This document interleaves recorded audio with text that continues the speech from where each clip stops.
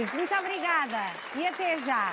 Tal como dissemos, a Elisa e também outros músicos farão parte do Viana Bate Forte. Daqui a pouco vamos falar com ela sobre esse evento que está aí às portas de acontecer. Hoje, tal como lhe disse, pela primeira vez comemora-se o Dia Nacional do Psicólogo. Por isso, para todos os psicólogos do nosso país, e não só, um grande aplauso desde já e muito obrigada pelo trabalho que fazem em prol da sociedade portuguesa.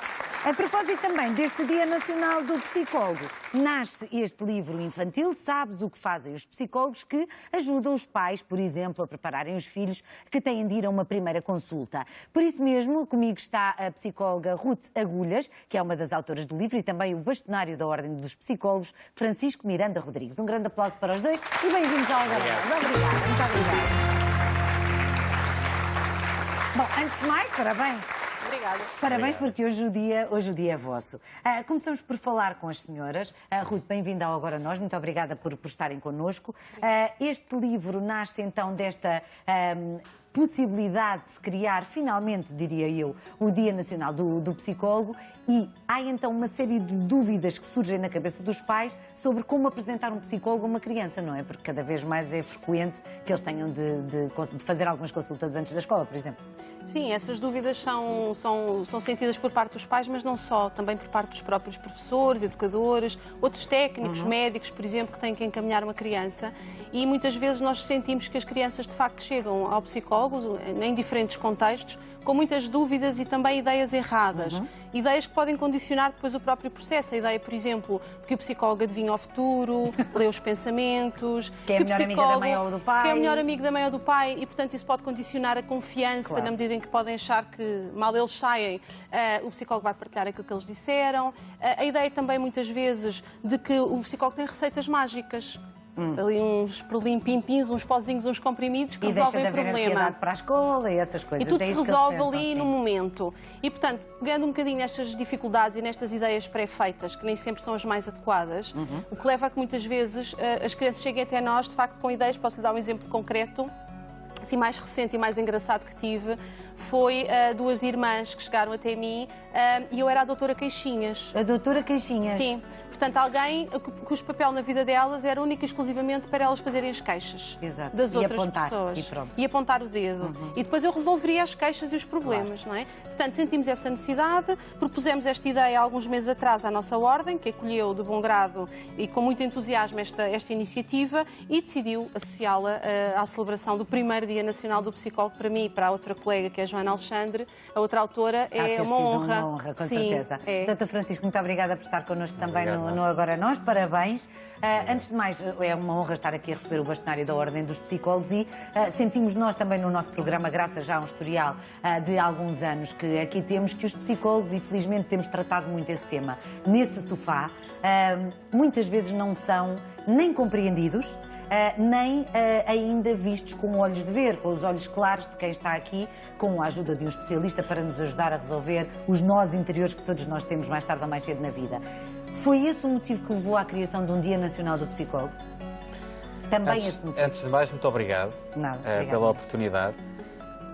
Este dia para nós é simbólico, é certo, mas é um reconhecimento. É um reconhecimento que a sociedade portuguesa faz, através da Assembleia da República, que o consagrou, daquilo que é um papel dos psicólogos, que vai muito para além de uma imagem que é aquela que a maior parte daqueles que têm algum conhecimento sobre o que é que faz um psicólogo tem. Ou seja, o psicólogo naquela atividade individual, o psicólogo da consulta. Os psicólogos fazem muitas mais coisas.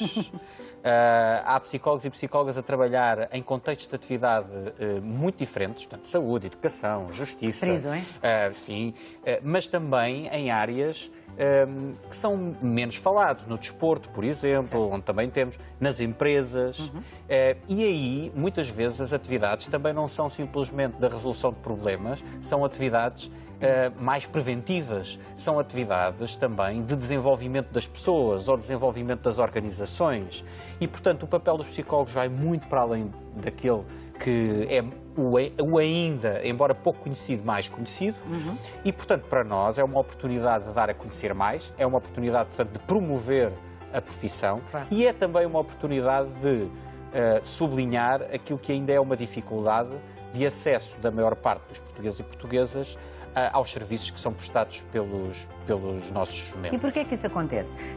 Nós já fizemos até inclusivamente aqui no nosso programa o paralelismo, Ruth, já voltamos aqui ao nosso livro, o paralelismo, talvez não tão justo quanto isso, entre os psicólogos e os dentistas, no sentido em que estamos perante dois serviços absolutamente imprescindíveis para a sociedade portuguesa e, no entanto, também por motivos financeiros ou económicos, ainda a um largo passo daquilo que seria desejável. Porquê é que isso acontece? Bom, de facto, até hoje não tem feito parte das prioridades.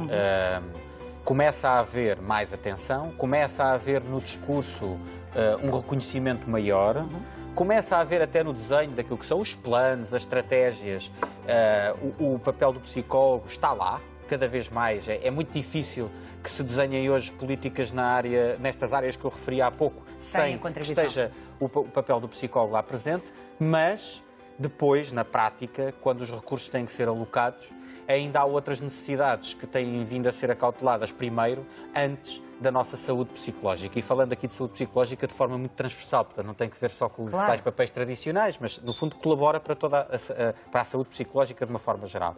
E portanto, é preciso que também a população desmistifique e pressione claro. e requer cada vez mais estes serviços, claro. para que os decisores também tenham cada vez mais condições de colocar nas suas prioridades aquilo que são os serviços prestados por estes profissionais. E que ainda por cima, hoje em dia, no acesso que existe, que nos serviços públicos e, portanto, para as pessoas que têm mais dificuldades, para as pessoas mais vulneráveis, é ainda difícil, o acesso é difícil, mas particularmente era muito importante que nós fôssemos capazes de não só ter mais recursos aqui disponíveis, mas que logo em todo o desenho daquilo que são os vários programas, não nos esquecêssemos, como tem sido cada vez mais frequente, conseguir não haver esse esquecimento, que os conhecimentos da ciência psicológica estejam lá presentes. Seria para o país um ganho muito grande se isso passasse a fazer parte mais da normalidade, que nós também não olhássemos só para o psicólogo e para a psicóloga quando sentimos que temos um problema, por vezes até mais grave, em que, enfim, já no limite temos uma necessidade de recorrer, mas olhássemos mais desse ponto de vista também de desenvolvimento, preventivo e, portanto, do cuidado que nós hoje em dia já começamos a ter quando procuramos um médico, porque queremos fazer um ponto de situação, ver como é que é, não é? Fazer um check-up e que também procuremos, relativamente à nossa saúde psicológica, ter os mesmos cuidados. Aliás, porque quando a cabeça não funciona, sabemos perfeitamente, pode estar tudo perfeito, que normalmente está tudo errado. Ruth, voltando então a este livro, e pegando aqui um bocadinho nas palavras do bastonário, o ideal é começar de pequenino é que se torce o pino, não é? E, portanto, alteram-se mentalidades e muitas vezes altera-se a cultura de um país, começando pelas crianças. Por isso mesmo este livro para nós é fundamental. Muitos parabéns mais uma vez. Ele vem acompanhado de um CD. Ele vem acompanhado... Um audiolivro. Sim, exatamente, a pensar nas crianças, não só naquelas que possam ter mesmo mais dificuldades ao nível da visão, mas outras crianças que podem ter dificuldades ao nível da leitura e que, portanto, possam não conseguir acompanhar da mesma forma a história. E tem também um caderno de atividades no início. E estas atividades têm exatamente como objetivo proporcionar à criança a oportunidade de refletir, de não ser apenas aqui um sujeito passivo desta história, que é lida com um adulto, mas poder ela própria pensar, desenhar, escrever, projetar-se um bocadinho na sua própria vivência. Porque há dois protagonistas na história. Sim, os protagonistas... A Inês e o Diogo. A Inês e o Diogo. A Inês é a filha da Joana e o Diogo é o meu filho. São assim as inspirações para este livro. Claro. E depois eles estão numa escola e têm um grupo de amigos. E, portanto, todos juntos vão partilhar as dúvidas, os desejos, as questões que se colocam e vão eles próprios depois falar um bocadinho da sua experiência em diversos contextos, lá está, não só apenas no contexto mais tradicional, clínico ou educacional, noutros contextos falam de outros familiares que também beneficiam do apoio da psicologia noutras áreas e, portanto, o objetivo é exatamente transmitir esta visão abrangente da psicologia e não cingida apenas às questões problemáticas. Certo. Ruth, só para começar a fechar aqui a nossa conversa, o que é que atualmente leva mais as crianças ao psicólogo? Qual é o motor que leva os pais a procurarem a ajuda de um psicólogo para os seus filhos?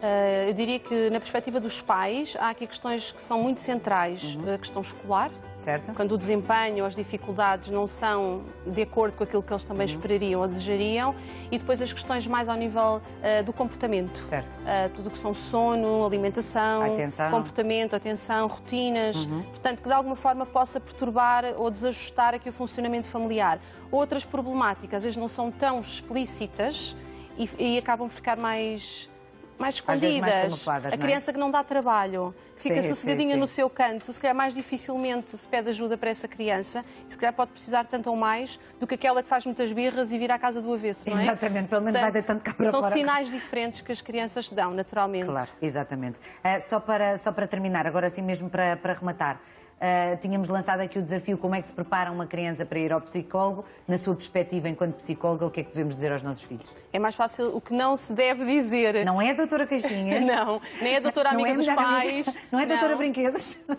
É salientar uma perspectiva de ajuda, mas numa ajuda de alguém com quem podes conversar, desenhar, com quem podes confiar, naturalmente explicando, se necessário for, aqui algumas limitações da confidencialidade, também tem um bocadinho a ver com o tipo de problemática em causa e também o tipo de contexto. Se for um contexto judicial, por exemplo, e se a criança for ouvida em tribunal, naturalmente que as questões se colocam de outra forma, mas nesta perspectiva de alguém que tem aqui um papel importante na vida da criança, que não se compara ao papel dos pais, do professor, do amigo, que vai seguramente estabelecer uma relação especial de confiança com esta criança, porque é de facto uma relação que tem particularidades muito únicas, que não se compara a qualquer outra relação, e é muito importante que a criança vá ter com o psicólogo, seja em contexto for, com esta predisposição. Exatamente, e de coração aberto.